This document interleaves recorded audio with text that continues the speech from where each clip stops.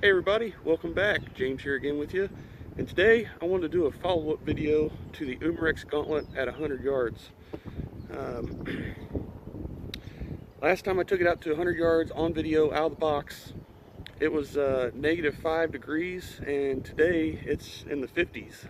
And it's about a year ago, so a year update is what I was wanting to do. And nothing has been done to this gun.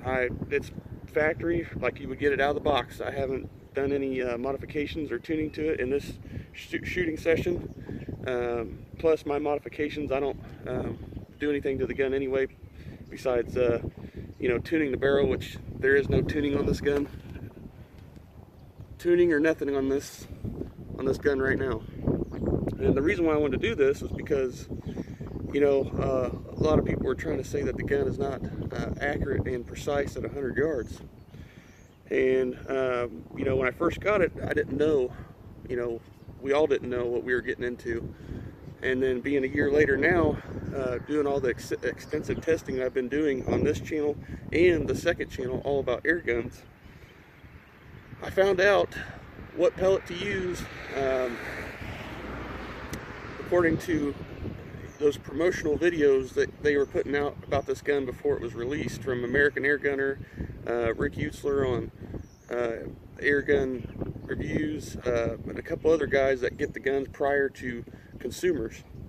And I did some digging and did some research, and come to find out, those guys were shooting this pellet, the JSB Exact Jumbo Express. Now, that's what I'm going to be shooting at 100 yards today, instead of shooting the JSB 1589s and the H&N Barracuda Match, even though those pellets do great, at closer ranges than 100 yards.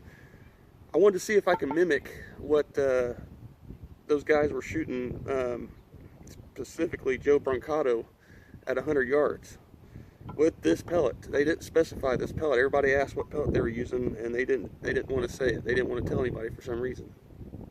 So anyway, these pellets are going about 850 feet per second, being a 14.35 grain. I don't have any chronograph sheet report on it, but I just did a quick shot through the chrono just to see, because I didn't do any chrono testing with these. And the reason why I didn't is because I was testing, like I said, on the second channel. So let me go ahead and show you what it can do at 100 yards.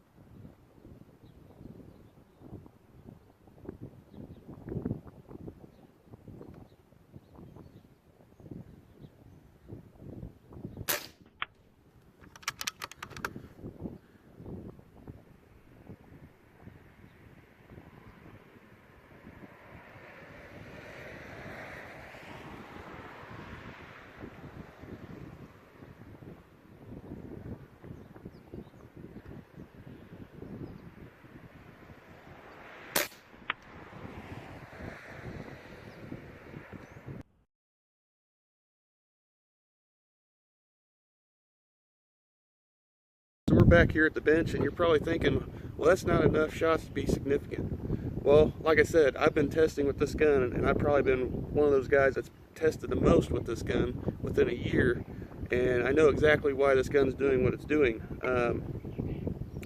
First off, the reason why I waited till today to do this, because it's warmer.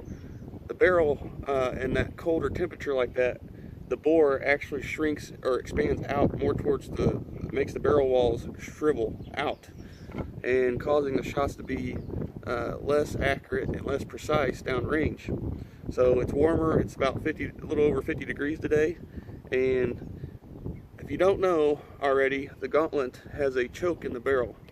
The last 2 to 3 inches of the barrel is choked down to 5.4 millimeters. So again, cold weather, the whole bore opens up.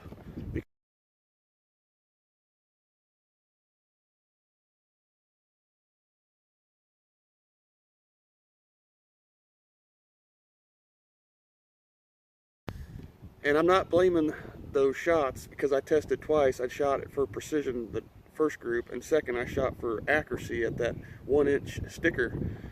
Those flyers were not because of the wind, because if that was because of the wind, all the shots would have been over there. The reason why that is happening is because the 5.52 head size pellets, there's something wrong. They're either one of them was just undercut or something like that in the barrel. And then the second group for the accuracy test opened up because the barrel is letting up. So anybody could shoot a gun and pull the trigger, but to know why the gun's doing what it's doing, that's what you need to know. And you know, I'm out of pellets, so I could have shot more, but again, I was trying to replicate the 100-yard video that Joe Brancato shot, you know, a pretty good group at 100 yards in wind, and today the wind is blowing about 12 miles an hour according to my radar. So there you go, guys. If you want to just get a pellet to shoot with no you know, extra work, that's the one so far. Now what I've been doing is I've been shooting Crossman pellets and lubing them, and I can actually get Crossman pellets to shoot better than JSB. So, you know, that video is already posted on my second channel, and at 100 yards, the best group I've ever got with a Crossman pointed was 3/4 of an inch, 5 shots center to center.